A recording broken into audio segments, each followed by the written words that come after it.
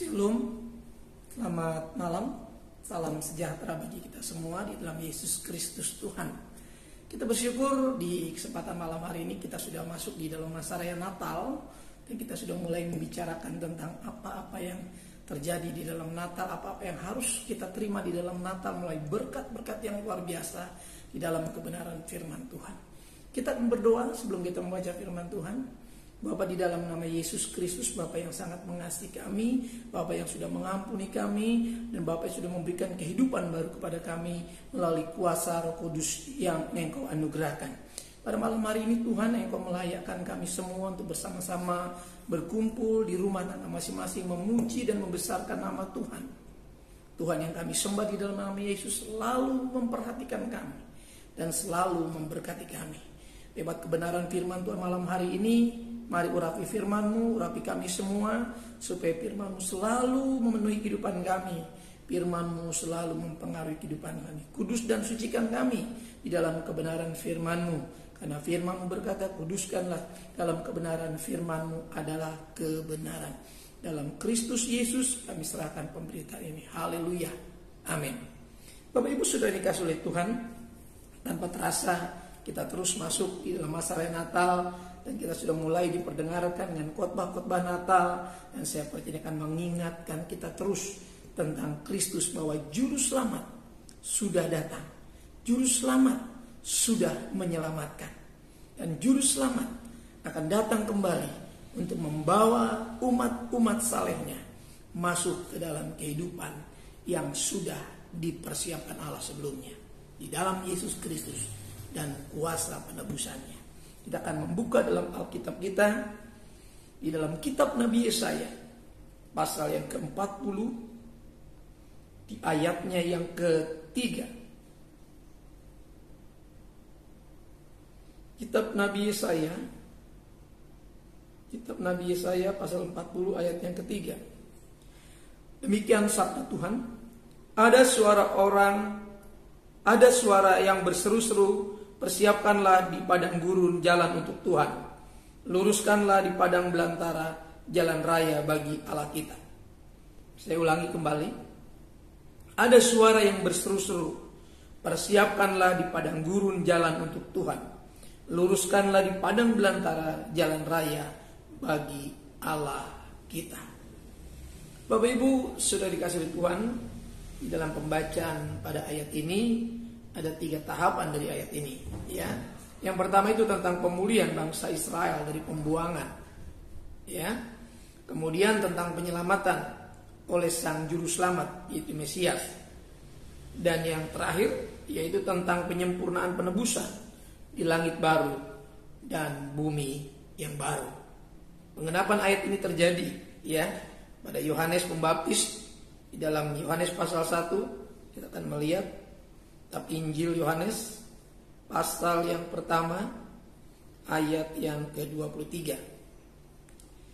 Jawabnya, akulah suara orang yang berseru-seru di padang gurun, luruskanlah jalan Tuhan, seperti yang telah dikatakan Nabi Yesaya. Bapak Ibu sudah dikasih Tuhan, luar biasa firman Allah kita. Apa yang dinubuatkan, ya, 700 tahun kurang lebih sampai kepada janji itu digenapi, yaitu lahirnya Sang Juru Selamat. Namun tampil seorang pribadi, ya, yaitu Yohanes anak Zakaria yang disebut Yohanes Pembaptis, ya. Dia yang dinubuatkan oleh Nabi Yesaya 700 tahun sebelumnya, ya. Yohaneslah yang dimaksudkan. Yohaneslah yang menjadi pribadi yang menyerukan tentang kedatangan Juru Selamat yang sudah dinubuatkan para nabi, khususnya Nabi Yesaya, ya. Persiapkanlah di padang gurun jalan bagi Tuhan. Tadi saya katakan janji ini tentang pemulihan bagi Israel dari pembuangan dan penyelamatan oleh Sang Mesias, ya, bagi semua orang yang mau percaya, dan penyempurnaan penebusan di langit bumi yang baru yang dijanjikan Tuhan. Bapak Ibu sudah dikasih oleh Tuhan, sikap orang percaya dalam mempersiapkan Natal ini menjadi sangat penting. Ini menjadi topik renungan kita, ya, judul kecil kita malam hari ini. Bagaimana sikap orang percaya dalam mempersiapkan Natal, ya. Bapak Ibu, saudara yang dikasihi oleh Tuhan, ada yang harus kita persiapkan. Kita nggak cuma menyiapkan hal-hal lahiriah sebagai bentuk rasa syukur kita, dengan mungkin kita menata, ya, mendandani kehidupan kita setiap tahun yang sudah dipersiapkan. Saya rasa sah-sah saja sepanjang itu tidak merusak, sepanjang itu tidak menggeser keyakinan, sepanjang itu tidak merusak keyakinan, ya, tidak ada masalah. Selama kita mengedepankan apa yang terpenting di antara yang penting. Menghias rumah, boleh-boleh saja. Menghias gereja, dan membuatan hiasan-hiasan lain. Di beberapa tempat setelah jalan-jalan raya pun didekorasi sedemikian rupa menyambut Natal. Banyak hiasan-hiasan Natal di sepanjang jalan protokol. Selama itu diizinkan dan tidak bertentangan, mengapa tidak? Sebagai bentuk sukacita. Namun orang Kristen harus tetap pada tujuan yang sebenarnya. Bagaimana mempersiapkan diri di dalam menyambut dan meresponi Natal. Persiapkanlah jalan, ya. Ini yang pertama, pertobatan. Natal tanpa pertobatan, apalah artinya Natal? Jadi di sini sikap menjadi sangat penting. Mempersiapkan sikap hidup di dalam sebuah pertobatan. Natal harus disertai dengan pertobatan. Dan Natal harus menghasilkan buah pertobatan. Ya. Selalu di dalam Natal orang berbicara anggaran, ya. Tidak juga sedikit gereja yang menggelontorkan dana, mengumpulkan dan menghimpun dana begitu besar untuk sebuah perayaan Natal. Di dalamnya ada aksi sosial juga di sana. Ya. Perhatikan. Tidak salah. Tapi yang terpenting adalah kemudian apakah Natal itu memberi dampak sebesar anggaran yang dikeluarkan? Adakah buah yang dihasilkan begitu besar seperti budget yang dianggarkan? Ya seperti apa? Ya kehidupan kita mempersiapkan dengan sikap bagaimana? Ya jangan sampai Natal disertai dengan hal-hal yang tidak di dalam pertobatan. Sehingga Natal hanya akan menyisahkan. Ya, tentu bukan Natalnya yang menyisakan masalah. Persoalan perayaan Natal itu yang kemudian menimbulkan banyak masalah. Memang tidak banyak, tapi selalu saja ada gesekan-gesekan. Ketika orang-orang yang tidak bertobat, tidak paham tentang Natal, menimbulkan permasalahan. Sikap orang percaya, sesuai judul kita dalam mempersiapkan Natal ini penting. Sikap hati yang sudah bertobat. Sehingga Natal sungguh-sungguh dipenuhi oleh sukacita, oleh damai sorgawi, ya, oleh kasih yang begitu besar daripada Tuhan. Matius pasal 3, kita melihat di dalam Injil Matius pasal yang ketiga, ayat yang ke-1 sampai dengan 8. Pada waktu itu tampillah Yohanes Pembaptis, perhatikan, padang gurun Yudea dan memberitakan, bertobatlah sebab kerajaan sorga sudah dekat. Sesungguhnya dialah yang dimaksudkan Nabi Yesaya ketika ia berkata, ada suara orang yang berseru di padang gurun, persiapkanlah jalan untuk Tuhan, luruskanlah jalan baginya. Yohanes memakai jubah bulu unta dan ikat pinggang kulit, dan makanannya belalang dan madu hutan. Maka datanglah kepadanya penduduk dari Yerusalem, dari seluruh Judea dan dari seluruh daerah sekitar Yordan. Lalu sambil mengaku dosanya mereka dibaptis oleh Yohanes di sungai Yordan. Tapi waktu yang melihat banyak orang Farisi dan orang Saduki datang untuk dibaptis, berkata ia kepada mereka, hai kamu keturunan ular beludak, siapakah yang mengatakan kepadamu bahwa kamu dapat melarikan diri dari murka yang akan datang? Jadi hasilkanlah buah yang sesuai dengan pertobatan. Saya percaya orang-orang yang mengalami pertobatan dan ikut merayakan Natal, ya, itu akan bisa menghasilkan buah dari sebuah pertobatan. Adalah kehidupan yang bisa menjadi berkat, kehidupan yang dapat memberkati. Ini hasil dari sebuah pertobatan. Ya, kalau kita yang sudah menikmati berkat-berkat Tuhan, berkat-berkat Sang Putra Natal itu, sesungguhnya setiap perayaan Natal itu harus menghasilkan buah-buah pertobatan. Bukan cuma pohon Natal yang dihiasi dengan buah-buah fantasi, ya, imitasi, ya. Perhatikan, yang melambangkan sesuatu. Tapi ini harus real, bahwa ada buah-buah dari kehidupan yang sudah bertobat dalam sebuah perayaan atau dalam sebuah tindakan menyambut perayaan Natal. Pola pikir yang diubahkan. pola pikir yang sudah bertobat, pola pikir yang sudah disucikan, kemudian sikapnya pasti akan menjadi baik. Yang kedua, tindakan iman melalui hati. Ini harus dipersiapkan. Setelah pertobatan, ada tindakan iman melalui hati. Di dalam Mazmur, kita melihat di dalam kitab Mazmur pasalnya yang ke-24 di ayat yang ke-7. Angkatlah kepalamu hai pintu-pintu gerbang, dan terangkatlah kamu hai pintu-pintu yang berabad-abad, supaya masuk Raja kemuliaan. Yang kedua, tindakan hati, ya tindakan iman ya melalui hati. Ini kasih, ya. Buka hati supaya masuk Raja kemuliaan. Raja kemuliaan, ya, yang dikatakan surya pagi dari tempat yang maha tinggi. Surya kebenaran itu akan memenuhi hati jikalau kita membuka hati dalam menyambut Natal. Tidak lagi dengan hati yang tertutup berabad-abad, ya, ini sebuah kitab syair yang menggambarkan bagaimana kehidupan manusia yang tidak menerima kemuliaan Tuhan, yang tidak menerima kehadiran Raja kemuliaan. Perhatikan, dia akan memerintah di dalam kemuliaan. Maka setiap orang akan menjadi kesaksian, menjadi buah tutur yang harum ketika Sang Putra Natal itu memberikan kemuliaannya. Maka tindakan iman melalui hati akan menjadi nyata. Hati yang sudah dipulihkan. Datangnya Sang Juru Selamat, Sang Mesias bagi orang percaya. Bukan saja dikatakan pemulihan untuk Israel dari masa pembuangan itu, tapi juga oleh penyelamatan Sang Mesias bagi setiap orang yang mau membuka hatinya. Natal harus disertai dengan hati yang sudah terbuka, hati yang siap menerima Raja kemuliaan untuk memerintah. Di atas kursi kemuliaan yang dipersiapkan di dalam hati, dia akan duduk dan memerintah sebagai Raja kemuliaan.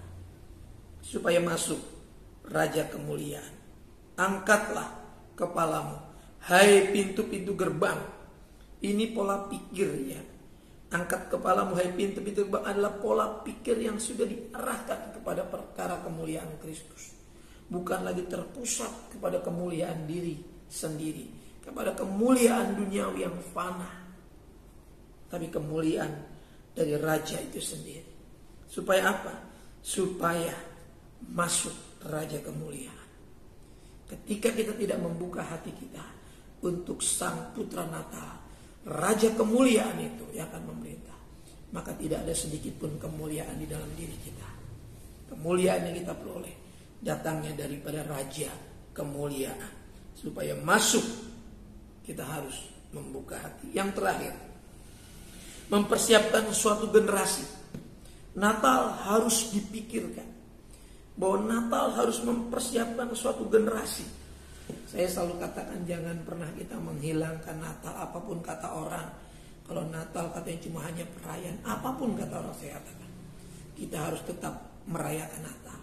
Walaupun kecil dalam bentuk ibadah, mungkin hanya dalam ibadah di hari tanggal 25, yaitu hari Minggu, bertepatan dengan hari Minggu. Tidak mengapa. Tidak mengapa. Mungkin anggaran juga tidak terlalu besar, tidak mengapa. Tapi ini akan meninggalkan satu kesan yang baik, satu kesan yang indah, bahwa gereja punya acara, yaitu merayakan Raja kemuliaannya akan masuk dalam setiap hati, bahkan yang sudah masuk dalam setiap hati. Ya, kan Raja kemuliaannya sudah datang 2000 tahun yang lalu, bukan disuruh lahir. Saya selalu ingatkan, jangan kita menjadi kembali tidak mengerti. Hari ini Yesus lahir, Yesus sudah lahir. Ya, jangan kita mempertontonkan ketidakpahaman kita.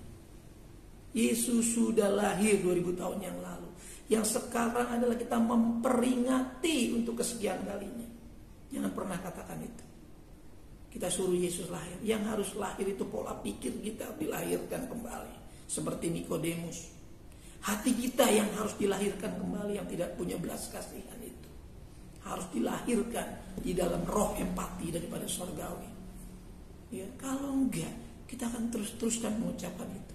Setiap kita berdoa, Yesus lahirlah. Yesus sudah lahir, saudara-saudara. Kalau saudara mendengar hal itu, ingatkan mereka yang mengatakan itu. Ya, jangan sampai ada di antara kita pelayan-pelayan Tuhan di dalam bertugas minggu, ya kan, sebagai worship leader, lalu mengutip kata-kata yang salah itu, lalu kita sematkan dalam penggunaan kata sebagai di mana kita bertugas. Ini akan sangat mempertontonkan kekeliruan. Yesus bahkan sudah di sorga, ya. Yang sekarang ada pada kita adalah rohnya yang diam di dalam kita. Itulah yang membuat kita mengerti, ya. Yang harus kita ucapkan setiap Natal, kita ini harus terus memperbaharui diri, semakin indah, ya. Bukan semakin merosot, ya. Seperti emas itu harus semakin tua emasnya, semakin mulia, semakin dalam cinta kita juga kepada Tuhan. Mempersiapkan suatu generasi yang layak, ya. Di dalam Injil Matius pasal 1. Jadi mari kita pahami, ya, hal-hal yang benar ini dari firman Allah. Tapi hal yang keliru, tolong kita harus tinggalkan itu. Dan jangan lagi kita kemudian mengucapkan kata-kata yang keliru, yang membuat kita juga tidak akan pernah lahir kembali. Kita akan seperti Nikodemus, menjadi bingung, padahal kita sudah mengajar, ya. Yesus katakan, kamu sudah mengajar, kamu seorang guru, ya. Tapi kamu nggak ngerti apa itu dilahirkan kembali, ya. Mari kita supaya paham hal ini. Di dalam ayat yang ke-17 Injil Matius pasal 1, perhatikan di sana. Jadi seluruhnya ada 14 keturunan dari Abraham sampai Daud, 14 keturunan dari Daud sampai pembuangan ke Babel, dan 14 keturunan dari pembuangan ke Babel sampai kepada Kristus. Perhatikan, ya, ini generasi-generasi orang-orang yang memang sudah dituliskan sampai kepada Kristus. Seluruhnya keturunan-keturunan ini, keturunan-keturunan yang sudah dicatat dalam firman Allah, ya. Orang-orang yang memang sudah dikelompokkan, sehingga dari garis keturunan itu melahirkan Kristus, Mesias. Kenapa harus dari keturunan itu? Tentu Tuhan bukan sembarangan. Bapa di sorga bukan sembarangan untuk mempersiapkan suatu generasi umat yang layak. Ya, umat yang layak. Untuk apa? Mempersiapkan umat yang layak. Penting sekali. Natal ini kita harus mempersiapkan. Natal ini kita harus mempersiapkan juga generasi-generasi kita yang ngerti Natal, ya. Yang paham Natal, yang tanggap Natal. Bukan cuma sekedar ikut-ikutan merayakan. Sampai-sampai kita nggak tahu esensi Natal itu apa, ya. Ada esensi kelahiran, harusnya kita juga yang lahir, ya. Kita juga yang lahir. Ada banyak orang yang sudah mulai dilahirkan, ya. Mungkin kita sudah Kristen, tapi kita nggak pernah merasa dilahirkan oleh Roh Kudus, sehingga pikiran kita pikiran duniawi, pikiran kita berpusat pada diri sendiri. Kita nggak pernah mengangkat kepala kita untuk memandang Raja Kemuliaan, sehingga kita nggak membuka hati untuk masuk Raja Kemuliaan. Ya, yang kita bangun, saya katakan tadi, cuma kemuliaan untuk diri sendiri. Yang penting saya bisa, saya ada, saya mampu, saya bisa, saya nggak ini nggak itu. Ini kerajaan kita. Tapi kalau kerajaan kemuliaan Tuhan, maka yang kita depankan hanya kemuliaan Tuhan. Dijauhkan dari kita untuk mencuri kemuliaan Tuhan. Dijauhkan kita untuk membangun kemuliaan diri sendiri. Gak ada artinya. Dan itu akan sia-sia. Kita akan capek. Tapi kalau kita mempermuliakan Tuhan, kita membangun hubungan dengan Tuhan, di mana Raja Kemuliaan sudah masuk. Dan sesungguhnya secara tidak kita sadari juga, kita sedang menanamkan dalam diri kita suatu kemuliaan sebagai pribadi yang percaya. Sehingga generasi nantinya kita nggak perlu paksakan sebelumnya. Kalau kita hidup di dalam kemuliaan Tuhan, otomatis, ya dari keturunan Abraham sampai Daud, 14 keturunan itu dicatat, ya. Itu langsung otomatis, ya. Roh Kudus kemudian memimpin sehingga mereka akan bertindak. Abraham bukan nggak berbuat apa-apa setelah dipilih Tuhan. Daud bukan tanpa resiko setelah dipilih Tuhan. Daud berjuang bagaimana menjadi pribadi yang berkenan untuk melahirkan Mesias lewat keturunannya. Daud manusia biasa. Daud lah mungkin juga bergesekan dengan rupa-rupa kesalahan. Tapi Daud sadar bahwa dia sudah dipilih. Dia dipilih dari sekian banyak saudaranya. Ya, sehingga apapun kata orang tentang Daud, Alkitab mencatat Daudlah yang disebut, ya, Bapak, ya bapak keturunan, ya Mesias. Yesus anak Abraham, anak Daud. Perhatikan, itu disebutkan. Siapa sih Daud? Siapa sih Abraham? Siapa sih saya dan saudara? Kita bukan siapa-siapa semua. Tapi Tuhan pilih supaya kita menurunkan generasi yang layak. Generasi yang pantas disebut sebagai generasi pilihan Tuhan. Saudaraku, ini yang banyak orang gak pahami. Sampai Natal hanya sekedar perayaan. Natal yang dipersiapkan hanya itu-itu saja. Tidak pernah memikirkan mempersiapkan generasi yang layak. Generasi akan terus turun-temurun sampai Tuhan Yesus datang, ya. Sampai Tuhan Yesus datang. Sampai kemudian penyempurnaan penebusan di dalam langit bumi yang baru. Itu sudah dikatakan. Ya, langit bumi baru itu bukan cuma sekedar cerita, bukan cuma sekedar pelajaran dalam Bible study, tapi sebuah kehidupan yang disempurnakan oleh korban Kristus, ya. Oleh penyelamatan Kristus. Ya, bukan negeri yang simsalabim, bukan kota atau suasana keadaan yang simsalabim. Itu sudah dibangun di dalam Kristus, penyempurnaannya di dalam Kristus oleh penebusan. Jadi bukan terjadi begitu saja. Ya. Semua sudah dipersiapkan Allah sebelumnya.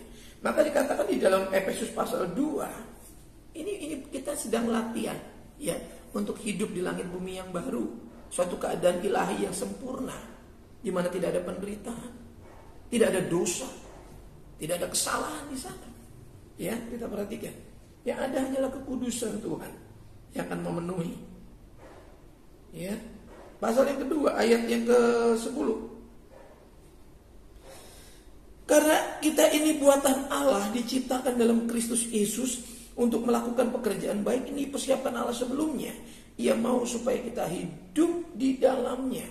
Ketika Natal di bagian yang terakhir adalah mempersiapkan diri untuk menyambut Natal.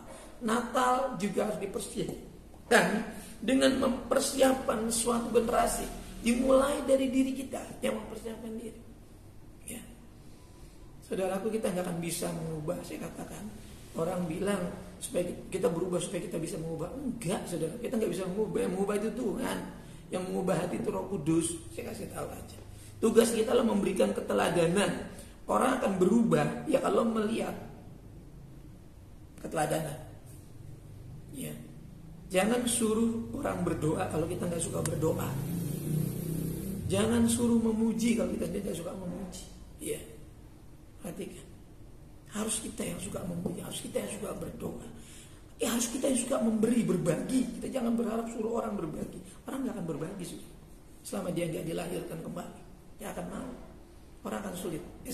Hakikatnya manusia itu hanya untuk diri sendiri.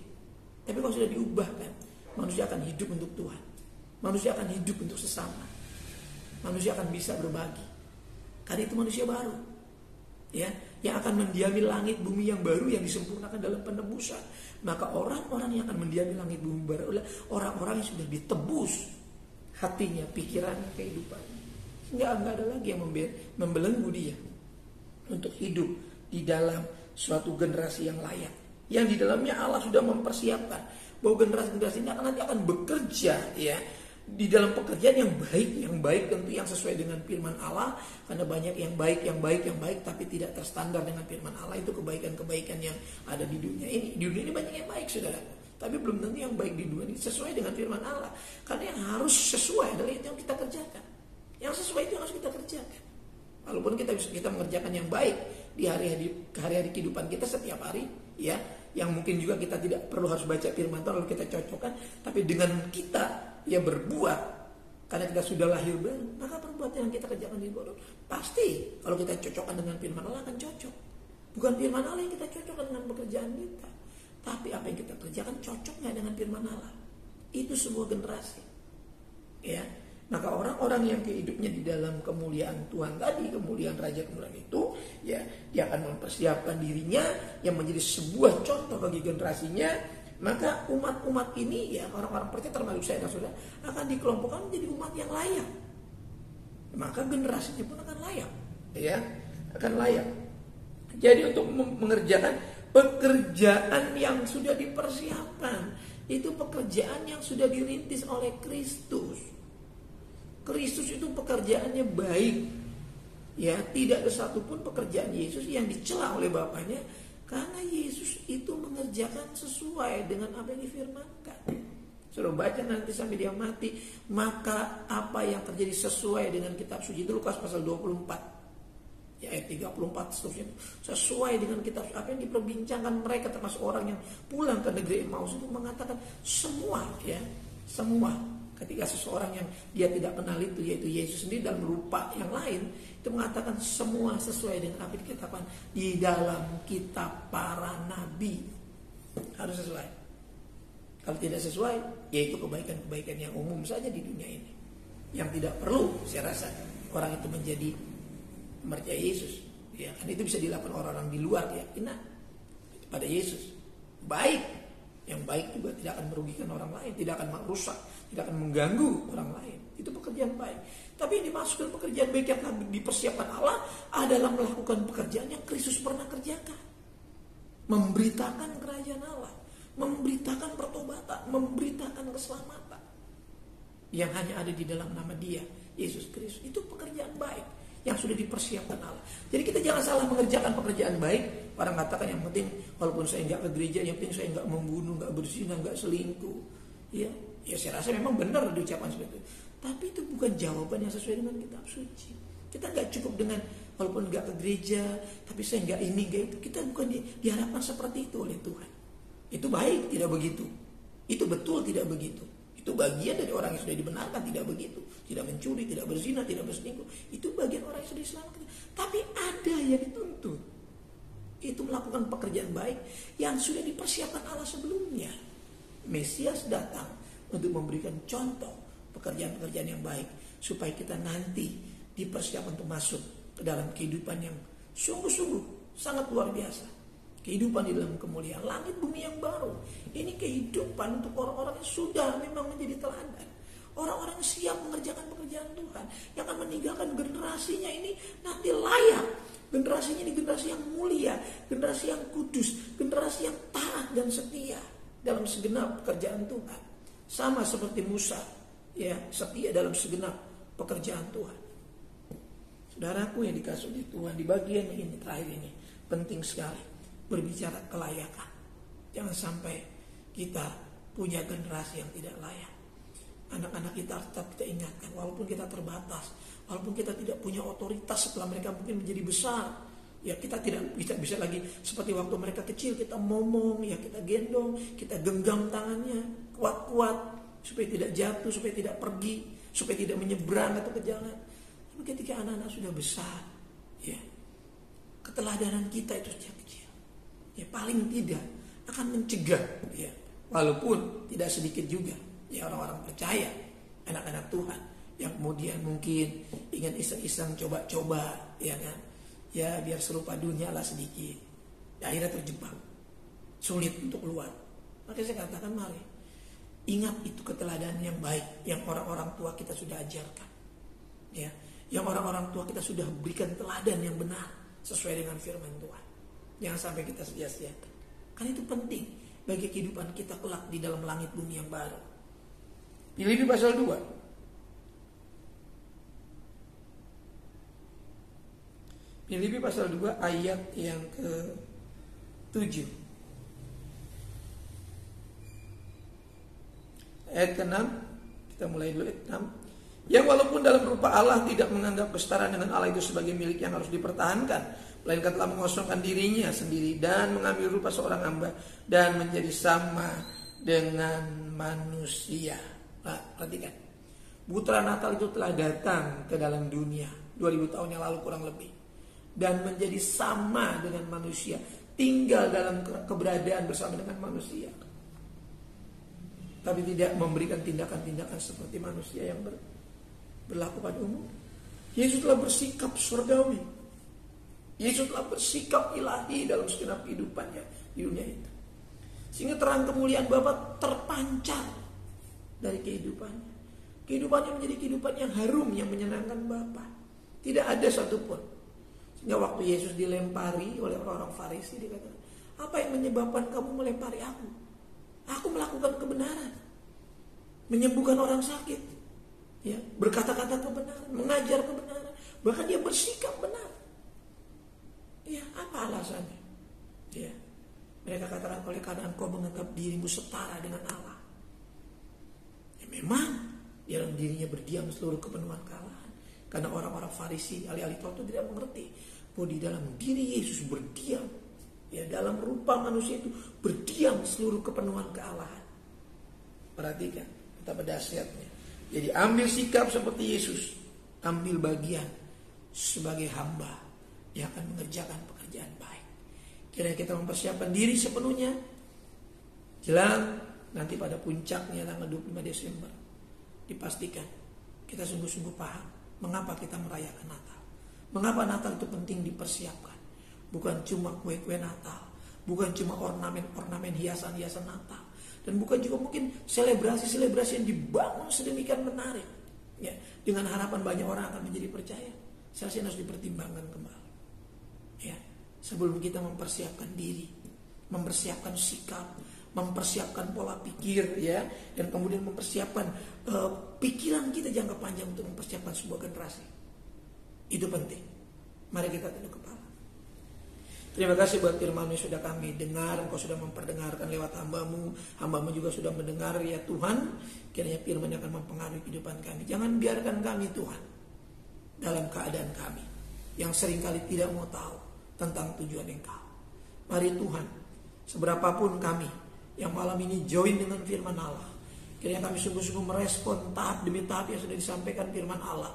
Bagaimana kami harus mempersiapkan Natal, supaya Natal ada di hati kami senantiasa, yaitu sukacita kemuliaan surgawi, kabar gembira ribuan tahun yang lalu yang tidak akan pernah berhenti sampai kapanpun, sampai kemuliaan Tuhan penuh. Terima kasih berkati umat semua dalam mempersiapkan masa Natal. Tutup bungkus kami semua, berikan kami semua kesehatan, kekuatan, umur panjang untuk memperbaiki hari-hari hidup kami, untuk memperbaiki tatanan pelayanan kami, untuk memperbaiki keluarga kami, terlebih untuk memperbaiki kehidupan kami, pikiran, perasaan, kehendak kami semakin diperbarui, terlebih roh kami Tuhan diperbaharui terus. Terpujilah namamu, walaupun tubuh kami sering lemah di hari terakhir Tuhan, kami percaya roh kami, jiwa kami semakin disegarkan oleh Tuhan. Berkati dan sembuhkan mereka yang sakit, berkati dan tambahkan hikmat buat mereka saat dalam keadaan bingung, bimbang, lemah, susah, takut, khawatir.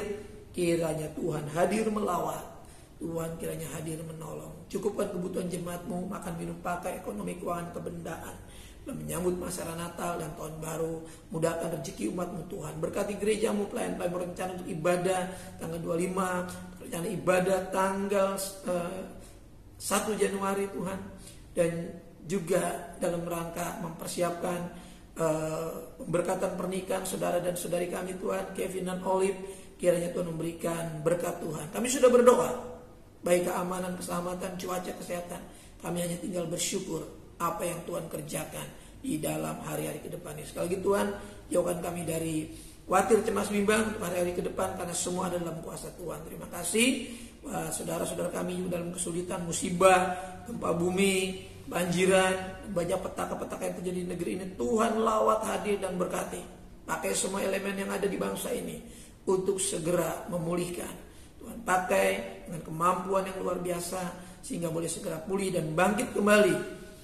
Terima kasih Tuhan, ampuni bangsa kami, ampuni kota kami, Tuhan ampuni masyarakat kami, dan Tuhan memberkati pemerintahan kami di pusat sampai ke tingkat daerah di mana kami ada. Tuhan memberkati, karena kesejahteraan bangsa, kesejahteraan kota, kesejahteraan lingkungan adalah kesejahteraan kami juga di mana kami ada, tumbuh dan berkembang di dalam bermasyarakat dan melayani. Berkati keluarga lepas keluarga dalam pekerjaan, usaha, bisnis, dagang mereka yang berdagang di rumah, berdagang keliling, bisnis online, bekerja di kantor, di perusahaan, di semua instansi apapun mereka ada, di kendaraan, sebagai tenaga pengajar, tenaga kesehatan, di perbengkelan.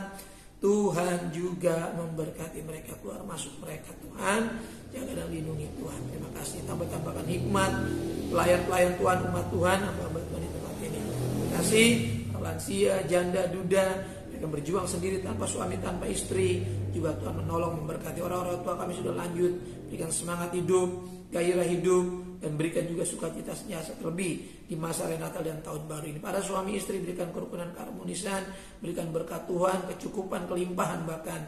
Dan anak-anak yang belum mendapatkan jodoh, Tuhan berikan jodoh. Yang belum mendapatkan pekerjaan, Tuhan buka jalan, berikan pekerjaan. Yang dalam pendidikan, Tuhan berkati hingga boleh selesai nanti. Dalam pendidikan mereka boleh bekerja sesuai dengan bidang disiplin ilmu yang mereka miliki. Yang sudah bekerja, jaga posisi jabatan mereka, lindungi di orang-orang yang berniat jebakan-jebakan apapun. Kiranya Tuhan lindungi dalam posisi jabatan pekerjaan mereka. Tuhan terima kasih kami akan lewati malam ini. Anak-anak yang belum tiba di rumah dari pekerjaan Tuhan kumpulkan semua, bahwa kami melewati malam hari ini, bahwa kami Tuhan dalam berkat-berkat Tuhan itu bungkus kami semua, bahwa kami untuk melihat kemuliaan Tuhan dan berkat-berkat yang Tuhan sudah siapkan. Terima kasih Tuhan untuk kebaikan-Mu sepanjang malam hari ini. Sidang jemaat yang sangat dikasihi oleh Tuhan, mari kita buka kedua belah telapak tangan kita dan terimalah berkat Tuhan. Turunlah kiranya anugerah dan damai sejahtera dari Bapa kita yang di surga, kasih sayang dan kecintaan dari pengantaran hidup Tuhan Yesus Kristus, persekutuan keintiman Roh yang Maha Kudus menyertai saya, menyertai saudaraku sekalian yang mulai malam hari ini sampai fajar Maranatha, dan menjemput kita di awan-awan yang permai dalam berkat nama Tuhan Yesus Kristus. Kita yang diberkati Tuhan sama-sama katakan amin. Berkati kita, shalom.